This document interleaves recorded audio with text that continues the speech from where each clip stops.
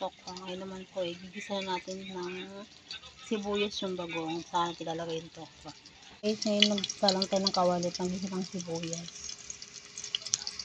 Pagkatapos mo ng sibuyas, gigisa, ilalagyan mo rin natin ng kamatis.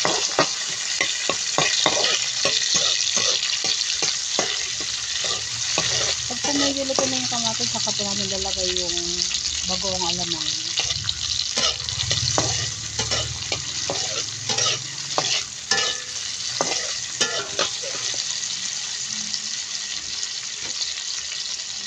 Lagyan po natin yung bagoong alamang. Ngayon naman po ay ating hahaluin ang bagoong.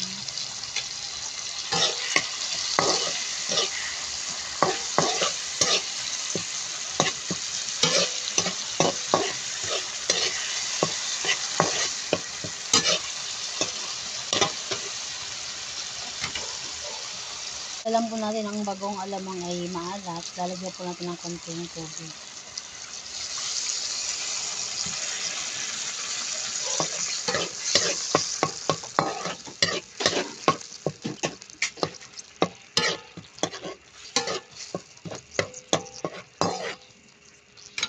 Then saka na po natin lalagay yung talong.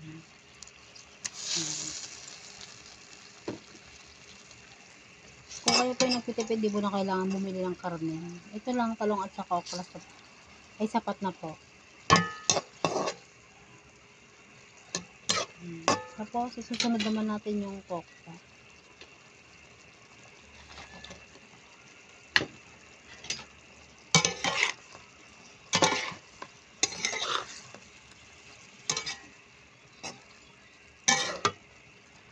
Mga mami, yung ating binagoongan talong na may tokwa yan. Kung kayo po ay nagtitipid, pwede na po sa atin yun. Kasi hindi naman tayo abot yan ng 100. 50 pesos lang po kasi na po yan. Please like and share my YouTube channel, Tipid Recipe. Thank you for watching.